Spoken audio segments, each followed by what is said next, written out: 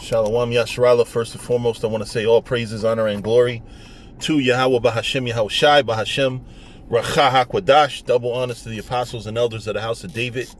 Salutations to you brothers throughout the four corners of the earth, teaching the truth in righteousness and sincerity.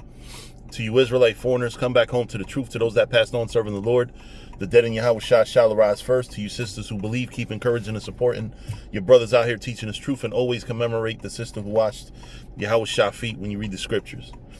I wanted to talk to y'all. You know, I'm pretty much always pulling Matthew 18 to teach brothers how to resolve conflicts among one another. I gotta say that more often than not, and I'm talking about even my personal relationships. Even in my personal relationships, a lot of times having a counsel type situation can fix all the problems, even if it's not fixed the way I like it. But there's times where things that are left unsaid that need to be said.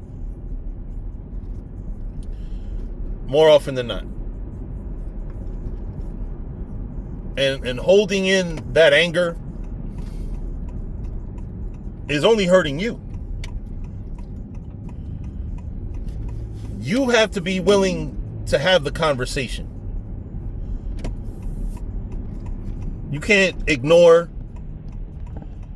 You know, a lot of times brothers are just like that. Brothers fester in their anger.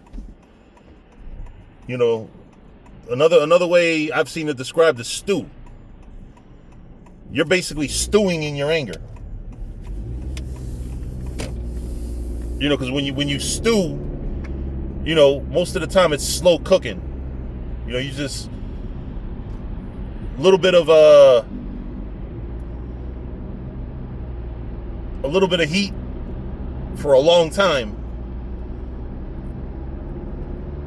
So the anger demons settle in. And next thing you know, they'll have you mad at a brother or brothers without knowing everything. You know, you're just sitting there angry. And brothers don't even know you mad at them. And by the time you have a conversation, you done already had every single negative thought possible. Because the negativity demons and the anger demons feed themselves. The more angry you get, you give them anger, you give those demons anger, the worse it's going to get. So you don't even want to have that conversation, but you should. That's one of the toughest things, man. I think a lot of people are going to be kept from salvation because they're holding on to anger. Me, I always have a new reason to be angry. But at the very least, I don't stay angry at any one person for long.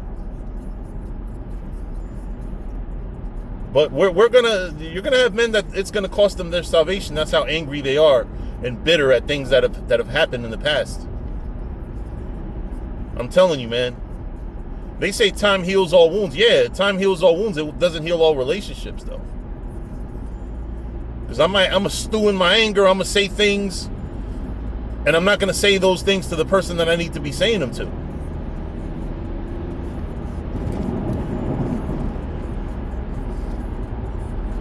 That's the big problem. A lot of times you walk around telling people, oh, yeah, this person did this person did that. Speak to the motherfucker that did what you think he did, and then, you know, y'all can have a conversation. Maybe a different perspective altogether. Man, there's a lot of police vehicles going up 22 East. But anyway, yeah, don't let those anger demons stew in your spirit. And then you wind up angry with brothers or a brother, and it could have been fixed with a fucking conversation. Because that'd be the problem. Sometimes we don't want to have, like I said, we don't want to have those conversations. We don't want to say, yo, you know, what you did, I ain't really appreciate that shit. You know, that really, that's a respect thing. whatever, however you can resolve your conflict, resolve your conflict. We're living in a time where everything is online and you got access to fucking typing shit on social media.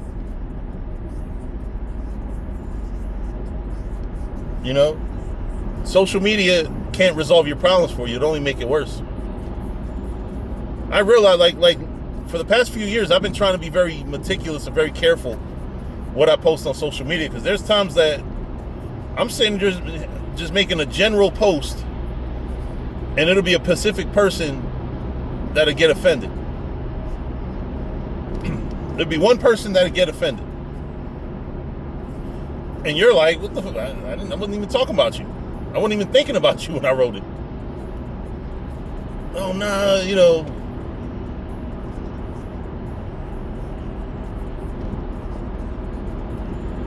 how people are.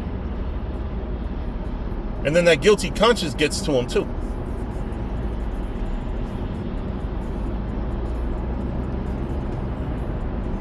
But anyway, that's it. I don't want to belabor the point. Just, remember, employ Matthew 18 and 15 through 19, I believe. Anytime that you have a conflict with a brother, anytime you think that a brother did something wrong, get it out the way. Like, don't let that shit stew.